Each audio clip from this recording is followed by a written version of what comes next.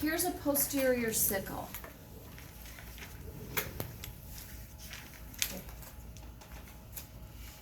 So you can see, I don't know if you can or not, but there's a tip on this rather than a toe. Mm-hmm. Can you see that? Mm-hmm.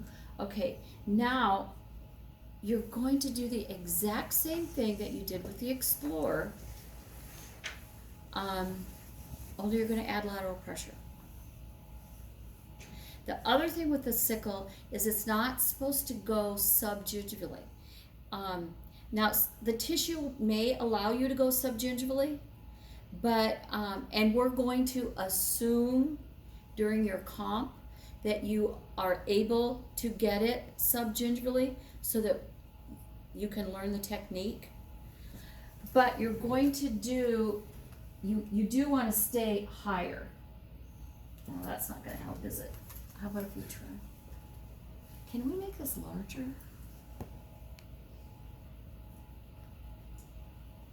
What if you did the maxillary? Yeah, I'm just going to try and make it bigger. Did that get any bigger? No. Or it's smaller. I think it's as big as it gets.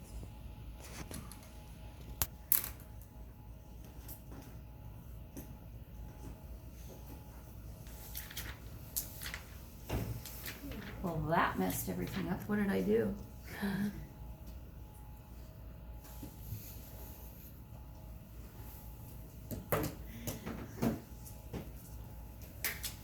Okay, well, that actually may be okay.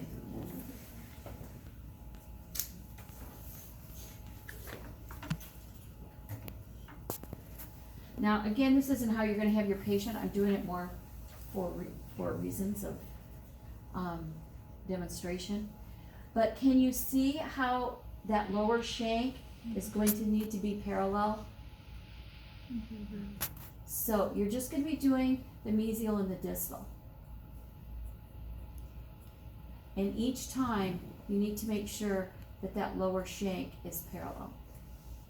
Are those solid fluid strokes, or are they like smaller ones, like the vertical? Are they just like one long stroke, or? No, Okay. they're exactly like you would do with the Explorer, Okay. the same kind of stroke. But the difference is you are going to be adding lateral pressure with your thumb. So you will actually be here, hearing some of that calculus come off. Keeping that lower shank parallel.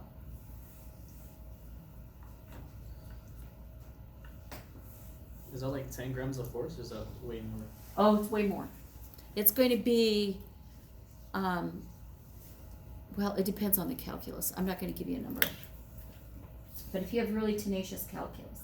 But you can see that if I have that lower shank parallel, that automatically gives me the correct working angle on the blade. If I'm here, the blade is flat against, the face is flat against the tooth. If I'm over here, I'm using the back or the rounded part of the instrument. So that's why that lower shank has to be parallel to the surface you're working on.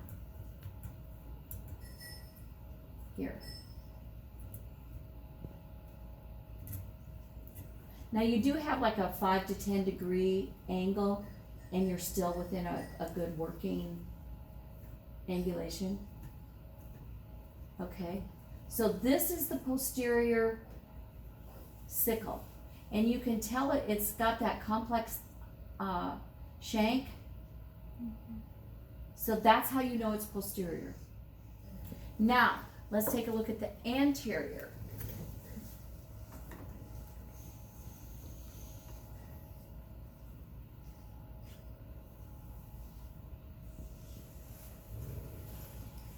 So this is going to be, if I stand them up, am I in your way? Okay. So this is also going to be, we're going to assume the tissue allows you, and you still do this. It's even more important to do this and not this when you're applying lateral pressure, because your fingers are not strong enough to remove calculus. you need to be using these larger muscles. You will end up with carpal tunnel, you'll end up with fatigue, you just won't last if you are going to depend on your fingers. So you really want to make sure that grasp. Now this is, you're going to have a little, if you're too far this way, again, you're going to be on the back. You don't want to be that way. So you really do want to be just like that. What does that look like on there?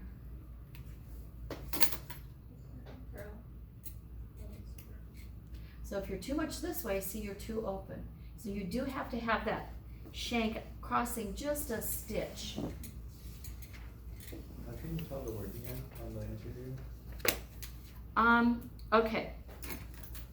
Let me see yours again, Kara. You guys have that.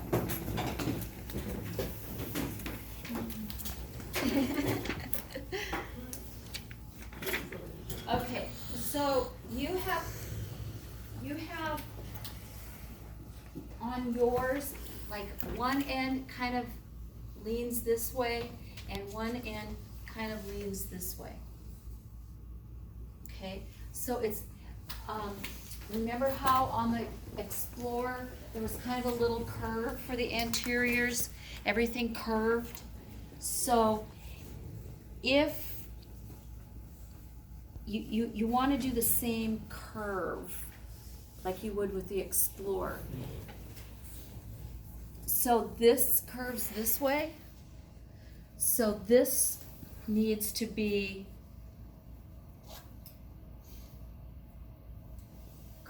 I'm trying to work backwards with my. So this needs to cross over like this a little bit, and then to do this side. See, it curves this way, so it would be this way. Because if you were to try and use this, it gives you the wrong angle.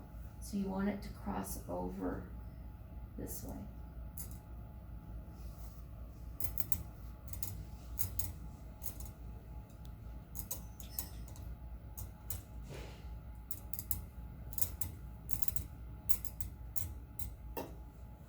Now, this is whiteout. So after you take your calculus off, your Typodonts, you can use whiteout. My advice though is if you're gonna use whiteout, don't put too much on, otherwise it ends up being like it just turns into concrete and you can't get it off. And then the other thing is put something underneath your Typodont because the whiteout kind of flakes off and it's very, very, very difficult to get off of whatever is underneath it. It's kind of like paint. We don't want you using whiteout on those chairs. You know, we don't want using whiteout on the Typodont when you're working in the chair because that gets all over the chair, the leather in the chair. Okay, so keep in mind that if it's angled this way, this is the side that you're going to want to use against the tooth. And if it's this way, this is the side you want to use against the tooth. That's the anterior. Does that give you enough of a start to practice at home? Yeah. That helps a lot, actually. Okay. Now, are there any other questions about the Explorer that you want me to go over? From your questions, those were the ones that I kind of picked up on. The other thing I picked up on with your questions is you just didn't put much thought in not everybody. A few people did not put much thought into their 5 questions. They just kind of randomly looked at the book